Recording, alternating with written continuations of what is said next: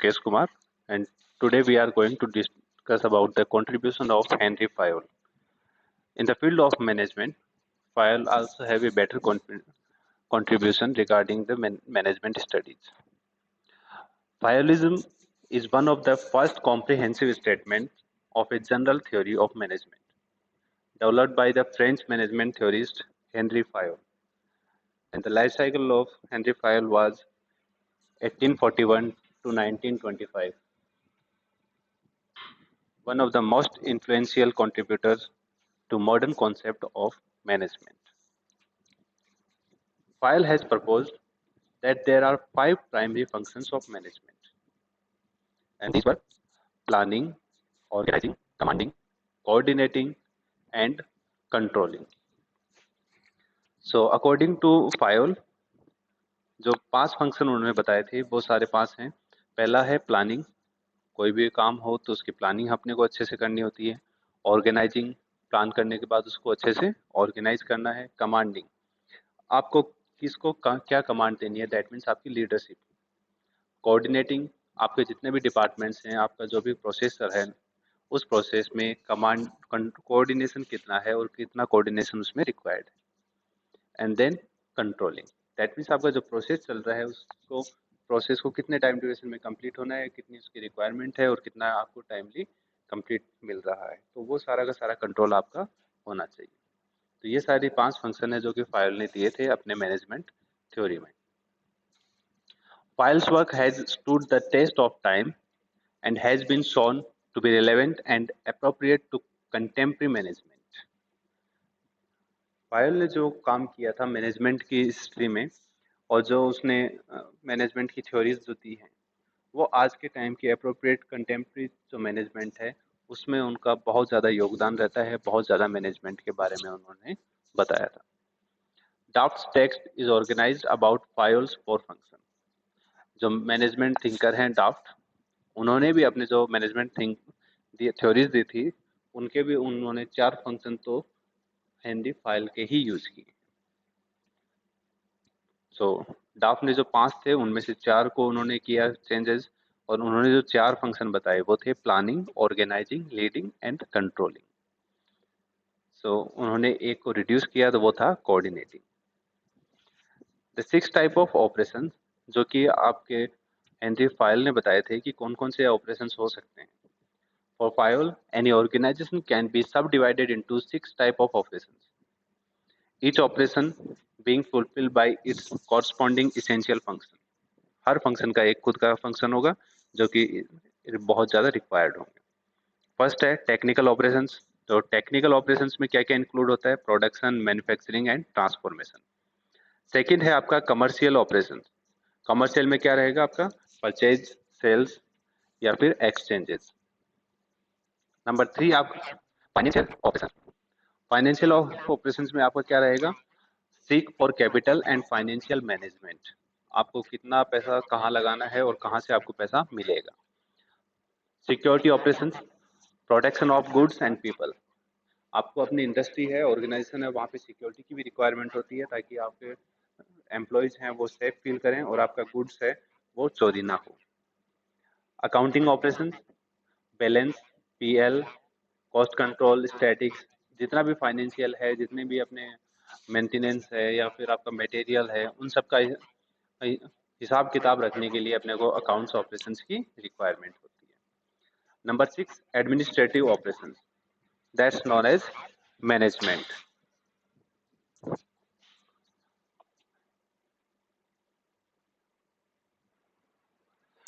Number 6 है आपका administrative operations, that means management. In 1925, 6 months before Henry Fayol's death, Verne helped Fayol to redefine the function of administration. Administration, industrially, at general, जो कि उनका last topic था जिसके बारे में उन्होंने लिखा था 1925 में वर्ने की हेल्प के साथ। तो उसमें उन्होंने अलग से एडमिनिस्ट्रेटिव ऑपरेशन से उनको डिफाइन किया और उन्होंने दिया कि टॉप 9 लेवल्स होने चाहिए अपने मैनेजमेंट में। तो Fayol was representing an organization like a living body. तो दैट मीन्स उन्होंने ये कहा कि जैसे अपनी बॉडी है, कोई भी लिविंग बॉडी है, उसके अंदर अलग अलग स्ट्रक्चर्स होते हैं, अलग अलग पोजीशंस होती हैं। वैसे आपके किसी में भी कोई भी अगर आपका मैनेजमेंट है तो ऑर्गेनाइजेशन है, वहाँ पे वो भी एक लिविंग बॉडी की तरह है, जो कि मतलब अलग अलग कंपोनेंट से बनी हुई है। जैसे अपने मेन ऑर्गन्स होते हैं, वैसे ही यहाँ पे भी इन्होंने एक हायरार्की बताई है कि जो कि आपके मेन ऑर्गन्स की तरह ही वर्क करते हैं। First, share holder. Second, board of administration. Third, general direction and it general staff. Number four, regional और local directions. Number five, man engineers. Number six, service engineers. Number seven, workshop manager. Number eight, foreman. And number nine, worker. तो ये आपके 9 ऐसे level हैं जो कि किसी भी ऑर्गेनाइजेशन के लिए बहुत ही इंपॉर्टेंट होते हैं। जैसे सबसे पहला था शेयर होल्डर्स। शेयर होल्डर्स इसलिए रिक्वायर्ड है क्योंकि अगर आपके पास शेयर होल्डर्स नहीं होंगे तो आपके पास कैपिटल की कमी रहेगी। शेयर होल्डर्स हैं वो कंट्रीब्यूट करते हैं अपना, और अलग अलग आपको अपने अकॉर्डिंग जितने जिसके पास शेयर होगा उतना वो उसके अंदर कंट्रीब्यूट करेगा। तो उसके लिए हमें शेयर होल्डर्स की रिक्वायरमेंट रहती है, ताकि हमें अपनी कंपनी के लिए, ऑर्गेनाइजेशन के लिए कंट्रीब्यूशन इक्वली मिलता रहे। नंबर टू आता है board of administration. Board of administration में वो आते हैं जो कि हम मेन डिसीजंस लेते हैं अपनी ऑर्गेनाइजेशन के लिए, जिनको पता है कि हाँ हमें किस तरह से डिसीजंस हमारी ऑर्गेनाइजेशन के लिए, अच्छे के लिए हमें डिसीजन लेने हैं। तो वो सारे लोग आपके बोर्ड ऑफ एडमिनिस्ट्रेशन में आते हैं। Number three, general direction and its general staff, that's adviser.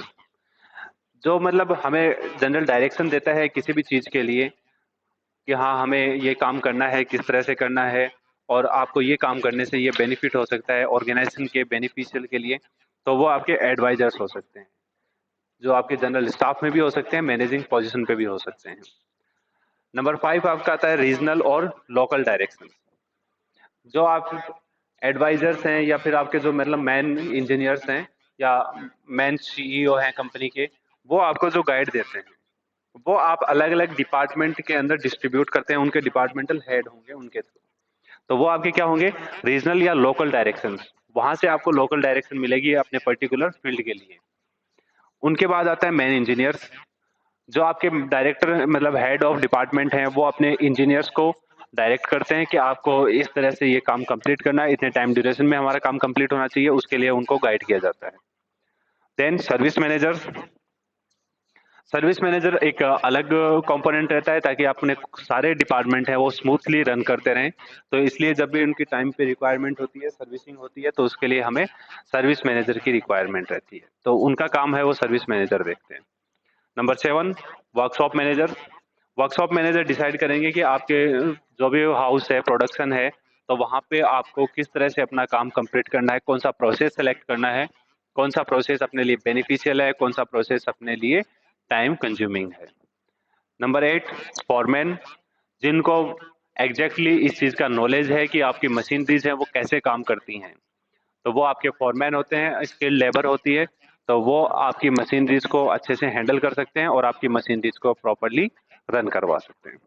Number nine आपका आता है वर्कर्स। आपको लोकल मटेरियल के लिए या फिर छोटे कामों के लिए आपको हार्ड वर्किंग वर्कर्स हैं, उनकी हमेशा रिक्वायरमेंट रहती है अपनी इंडस्ट्री के अंदर। तो वो आपके लास्ट लेवल हो जाता है। तो इस तरह से आपके जो 9 लेवल बताए थे हेनरी फायल ने, वो काफ़ी इंपॉर्टेंट फैक्टर हैं मैनेजमेंट में, और उन्हीं के अकॉर्डिंग आपको मैनेजमेंट में अपने लेवल है उनको मेंटेन करना पड़ता है। फिर हेनरी फायल ने कहा था कि एडमिनिस्ट्रेशन है उसके 5 एलिमेंट हैं, जो कि उसने अलग से डिफाइन किए। जो 5 एलिमेंट जो हैं वो क्या हो सकते हैं, popularised by Fayol with the acronym of POCC. That means first, planning; second, organization; third, commandment; fourth, coordination; and fifth, control.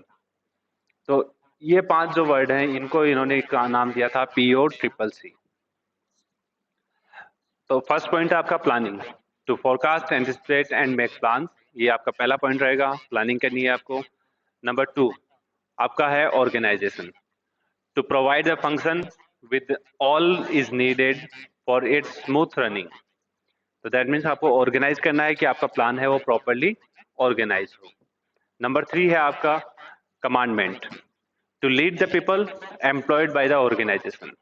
जो भी आपके एम्प्लॉयज हैं उनको आपको लीड करना है, किस तरह से आपको उनको कमांड देनी है। नंबर 4 कोऑर्डिनेशन, जब आपने उनको कमांड दी है तो दैट मीन्स आपको उसमें कोऑर्डिनेशन की भी रिक्वायरमेंट होगी। तो कोऑर्डिनेशन है वो आप कैसा रखते हैं, किस तरह से आप उनके लेबर्स में, स्टाफ में, वर्कर्स में, सभी में कोऑर्डिनेशन है वो आप कंप्लीट कर पाते हैं। नंबर 5 है आपका control.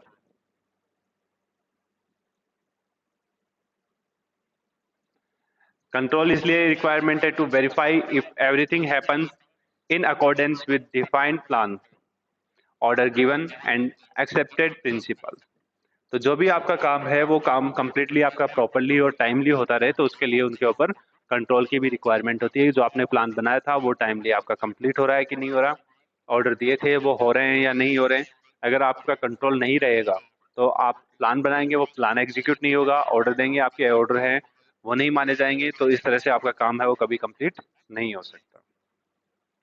For Fayol, the art of commanding relies upon certain personal qualities and upon the knowledge of management general principle. It has, like all other arts, its degree. The manager in charge of a commandment must. File के according art of commanding है वो भी एक बहुत important factor है किसी भी manager के लिए, बाकी और सारे क्वालिटीज की तरह। तो ये भी एक आर्ट है, हर कोई है किसी को कमांड नहीं कर सकता। तो इसके लिए भी आपको क्या है कि नॉलेज होना चाहिए, कि आपको पता होना चाहिए कि किस तरह से आप दूसरे लोगों को कमांड कर सकते हैं। तो फाइल के अकॉर्डिंग एक मैनेजर के अंदर जो जो रिक्वायरमेंट्स हैं वो क्या है। First, have a deep knowledge of his staff. पहला इनका ये था कि आपका स्टाफ है उसका आपको प्रॉपरली नॉलेज होना चाहिए। सेकंड, कल द इनकैपेबल्स, जो भी आपको लगता है कि ये काम नहीं कर सकते हैं, कैपेबल नहीं हैं, उनको आप कम कर दें। Well known the convince building convention binding the organisation and its members. आपको ऑर्गेनाइजेशन और उसके मेंबर्स के बारे में अच्छे से पता होना चाहिए कि क्या उनकी पॉलिसीज हैं, किस तरह से उसको बांध के रखना है। Number 4, give the good example by his attitude. कभी भी अगर आप किसी को कमांड कर रहे हो तो आपको उसके लिए खुद का एग्जाम्पल देना बहुत जरूरी होता है। आपका खुद का अगर पॉजिटिव एटीट्यूड है, आप किसी भी काम को खुद आगे से बढ़ के कर रहे हैं, तो आप किसी को भी बोलेंगे तो वो आपकी बात को डेफिनेटली मानेगा। अगर आप खुद की हैबिट अपनी अवॉइड करने की है तो आप किसी और को कमांड के काम करने के लिए नहीं बोल सकते हैं, कमांड नहीं कर सकते हैं। तो that is the best thing कि आप दूसरों को एग्जाम्पल दें, खुद वो काम करके दिखाएं कि हाँ मैं ये चीज कर सकता हूं तो आप भी ये काम आराम से कर सकते हैं। तो उनको दूसरों को अपने खुद के काम के एग्जाम्पल्स के थ्रू, ना कि बता के, उनको दिखा के वो चीज कि हाँ खुद काम करके आप दिखाएंगे तो दूसरों को पता चलेगा कि हाँ जब ये खुद कर सकते हैं तो हमें भी इस काम को करने में तकलीफ नहीं होगी। Number 5, conduct regular inspection of the corp socials. जैसे कि आपको बताया था कि आपकी ये क्वालिटीज हैं, वो क्वालिटीज में आपको अपनी ह्यूमन बॉडी ऑर्गन की तरह अपने को सारे के सारे जो मेंबर्स हैं, कमिटी है अपनी, उनका रेगुलर इंस्पेक्शन है वो बहुत जरूरी है। Get together his man partners in conferences where are preparing the unity of direction and the focus of effort. जहाँ पे अपने को कोई डिसीजन लेना होता है, बड़ा डिसीजन लेना होता है, वहां पे आपके मैन पार्टनर्स हैं, उनके साथ आपकी मीटिंग्स रहनी चाहिए। आपको पता होना चाहिए कि सारे के सारे उसमें एग्री हैं या नहीं है। Not by distracted by details, छोटी मोटी बातों से डिस्ट्रैक्ट नहीं होने वाला हो, उसको डीपली हर एक चीज का नॉलेज हो। Aim to make prevalent among his staff energy and initiative.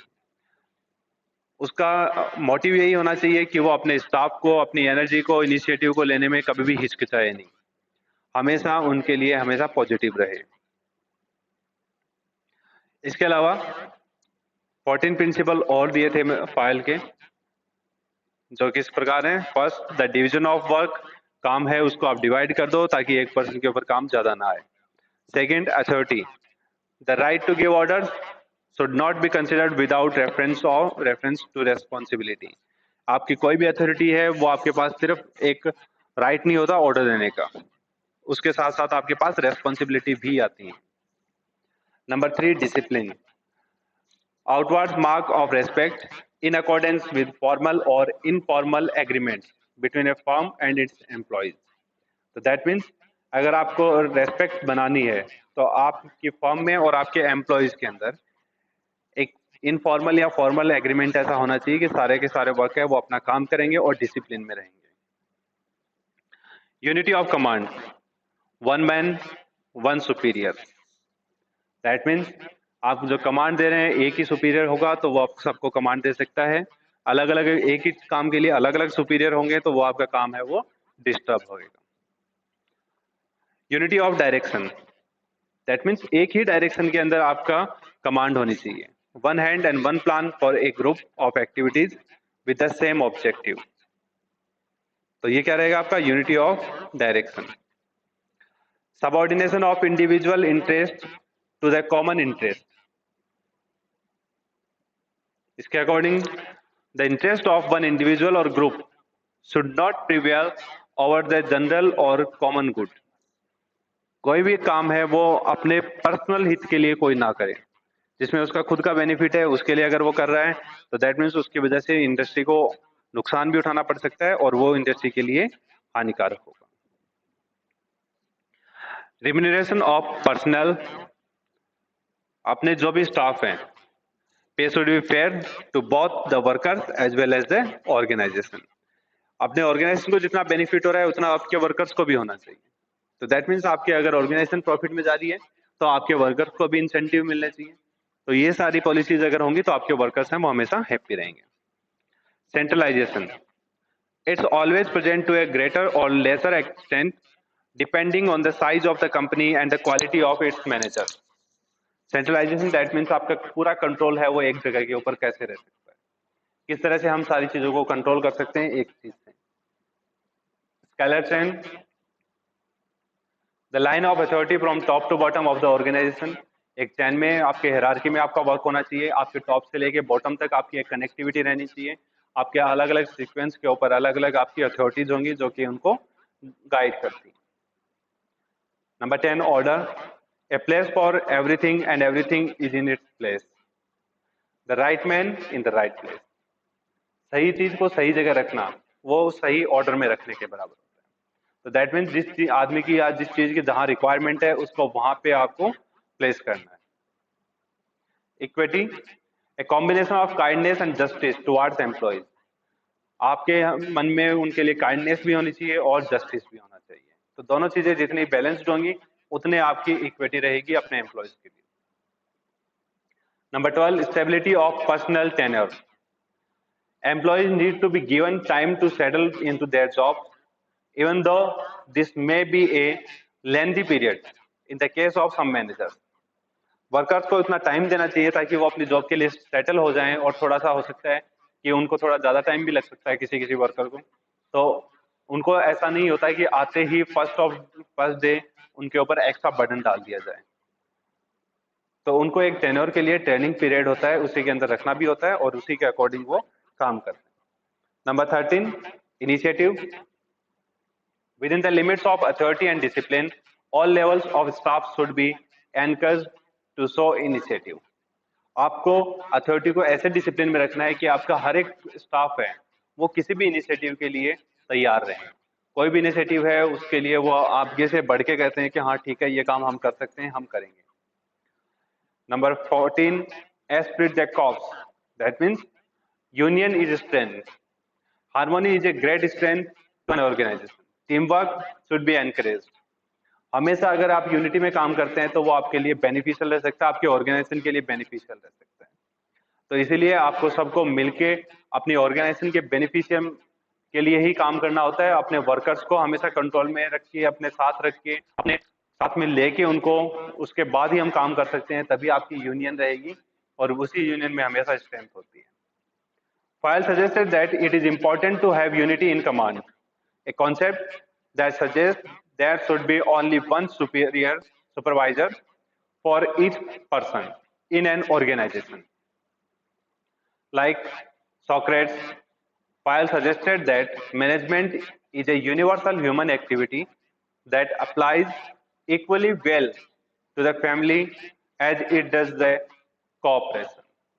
तो दैट मीन्स ऑर्गेनाइजेशन भी एक फैमिली की तरह वर्क करती है अगर हम उसमें कोऑपरेट करते हैं तो इसीलिए आपकी ऑर्गेनाइजेशन है वो है आपकी एक फैमिली की तरह, और वहां पे भी हमें यूनिटी की रिक्वायरमेंट होती है, कोऑर्डिनेशन की रिक्वायरमेंट होती है, और उसी तरह से सब मिलके एक साथ काम करते हैं।